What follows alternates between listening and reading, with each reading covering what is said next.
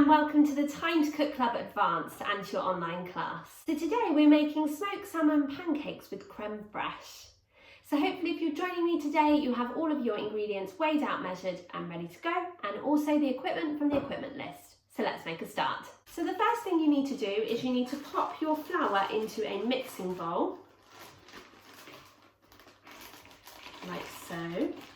You also need to add in your salt, but if you're using melted and cooled salted butter, you don't need to add any salt at this point. We're adding a teaspoon of baking powder, okay, and it is a level teaspoon, so when you get the baking powder out, remember to just scrape it on the side of the bowl or the container, sorry, and pop it in like so. And you're also going to add in some fresh chives, and we want about a tablespoon of fresh chives, okay, or you can just choose a few. Remember to save some for your decoration. And what we're going to do is we're going to snip these up and pop them into your mixing bowl, okay. It's much easier to do it with scissors if you have kitchen scissors, but if not, don't worry, you can always chop them up on a chopping board with a knife, okay, but just into nice small pieces like so. And now with a spoon, you're just going to mix all of those ingredients together, okay?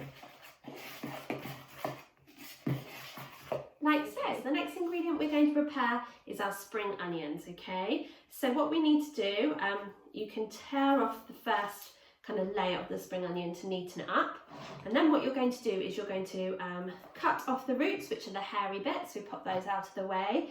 And then with your spring onion, you'll see that it starts to turn a green colour as you go up. So we're going to cut it off just before it starts to go really green. So we're using just about that much, okay? And then with your scissors, you're going to snip it up and add it to the bowl of ingredients, okay? So just keep your fingers well away from the blade at all times, okay? So just keep snipping like so. Okay, great work guys, and we're going to do exactly the same with the other spring onion. So take the first layer off, just to kind of tidy it up, like so. Before taking the roots off, we take the roots and the shoot off, okay, like so. And then using scissors, we're just going to chop it up again.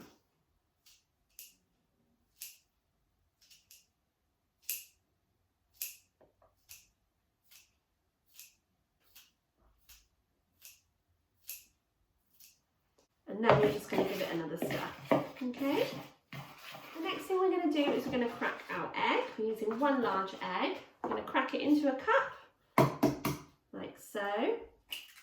If you do have any egg on your hands, please do go and wash those now. So with our egg, we're going to get a fork and we're just going to beat the egg, which basically means just wiggling it around, okay, to break up the yolk with the white, like so, before pouring it into our jug with our milk, okay? And we're also going to add in our cool melted butter or margarine. And like I said, if you use salted margarine or salted butter, you don't need to put any salt in with your dry ingredients. And now what we need to do is with a whisk, we're just going to whisk those ingredients together, okay, so they're all combined, before pouring it into our dry ingredients. Now we're going to take our spoon out because we're going to use our whisk instead. Just going to pour those wet ingredients into the dry ingredients, and with our whisk, we're going to whisk it up until it forms a batter, okay? So don't forget to use your whisk to scrape down the sides of the bowl each time. It will be quite a thick batter, okay? That's perfectly normal, all right? And the spring onions and the chives are going to give it a really tasty flavour. Okay, so now we're ready to fry our batter. And what we're going to do is I'm just going to pop a little bit of olive oil into my frying pan, and then I'm just going to use some kitchen towel to just wipe it around so it covers the whole of the bottom of the pan, okay? Now the next thing you need to do, and if you are a teenager doing these recipes, you do need to go and ask an adult to help you with this, is you're going to pop this onto the hob on a high heat, okay? You're then going to drop 1 tablespoon of batter into the frying pan, using the back of your spoon to spread it out into a circular shape. You're going to cook your pancake until you start to see small bubbles start to appear, small holes start to appear, and then you're going to get a spatula or a fish slice and just flip your pancake over to cook the other side. So your pancakes should be a lovely golden brown colour, and when they're cooked on both sides you can pop them onto a plate and continue to cook the rest of your pancakes. The easiest way that I've found to cook the pancakes is just to add a little bit of oil every time you cook a pancake, and then take a really big tablespoon of the batter and pop it into the frying pan, okay? Use the back of your spoon as best you can to kind of pat it down to cook, so that you're cooking the bottom side of the pancake before flipping it up and turning it over. And when you do that, press down with a spatula or a fish knife to press down on the pancakes, okay, to kind of flatten it, and then you'll have to turn it over again just to cook any of the batter that's kind of oozed out of the middle. But I found that to be the easiest way to cook your pancakes. So you should have a stack of mini pancakes. You can put tinfoil over your stack of pancakes and you can keep them warm in the oven if you'd like to. So join me back here when you've cooked your pancakes and we can continue with our bake. Okay, welcome back everyone. So hopefully by now your pancakes have been cooked and they're on a plate with some tinfoil over the top and being kept warm in the oven. So now we're just going to prepare the topping for our pancakes. So the first thing you need to do is you need to get your lemon and you need to get a grater. And hopefully your grater has 2 sides, one for grating fine things and one for grating things like cheese. We're going to use the finer side of the grater and we're just going to grate the zest of our lemons. So keep your fingers well away from the blades. The blades are sharp like a knife, okay, so they can grate lemon zest and they can definitely grate your fingers, so please do be careful. So we're holding our grater really carefully and firmly in one hand, and we're just going to stroke the lemon down the grater, okay, and we're using the side of the grater with the smallest holes. And just keep turning your lemon around, okay, until you have grated all the different parts of the lemon, and you'll be able to tell which bits you've grated because they'll be like a white colour as opposed to a bright yellow colour with the rest of the lemon skin.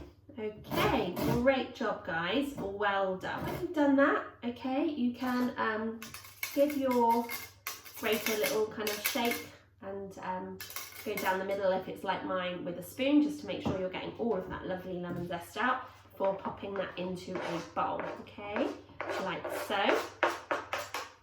You're then going to get your lemon and you're going to cut it in half. So again, we're making like a rainbow bridge over the top and cutting our lemon down the middle. And then we're going to squeeze our lemon juice out into a cup. Now, if you have a lemon juicer, you can by all means use that now. If you don't, then you can just use a fork. You're going to stick your fork into the lemon and twist, twist, twist, okay? And that's going to release the juice. So just keep sticking your lemon into different parts of the lemon and twisting it like so, okay? We're going to do exactly the same with the other half of the lemon. Great work, guys. Well done. The next thing you're going to do is you're going to add that into your bowl with your lemon zest, and then you're going to add in the creme fraiche.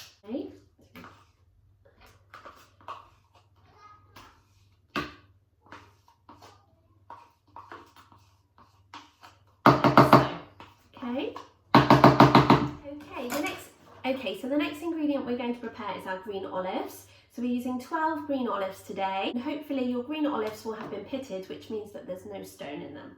We're going to chop up our olives into small pieces, okay, before adding them into the creme fraiche. So just remember to keep your hands well away from that blade, okay, as small as you can, which is going to give your creme fraiche a lovely flavour.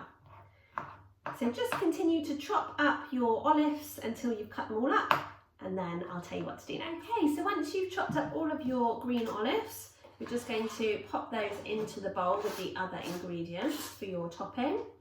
Okay. And then you're going to add in a pinch of dried dill. Okay, so just a pinch. Great stuff, guys. And then you're going to mix up all of those lovely ingredients with a spoon, okay? Okay, now it's time for us to prepare our radishes. So what we need to do is we need to cut off the hairy bit of the radish, the roots, okay? And also cut off the shoot, the other side, before slicing your radishes nice and thinly, okay? And this is going to garnish the top of your pancakes. So you need to keep going until you have prepared all of your radishes, okay? And then I'll tell you how to assemble your pancakes. Okay, so hopefully by now you have prepared your radishes. So now we're ready to serve our pancakes. So you're going to pop between 2 to 3 pancakes on a plate, depending on how hungry you are, okay? So pop your pancakes on a plate. You're then going to spoon over the creme fraiche mixture, okay, like so. Just spoon it on, and the same with the other. You're then going to add the smoked salmon, okay. So you just share it out between the 2 plates, sorry. Okay, like so. You're then going to add another teaspoon of the creme fraiche mixture just to the top of your smoked salmon, and then you're going to pop some radishes on. So you can use as many radishes as you like. You can do this as individual pancakes, or you can do what I'm doing and do the whole, do like a pile of pancakes. It's completely up to you, okay? So you can season with some black pepper. Just a little pinch over the top like so.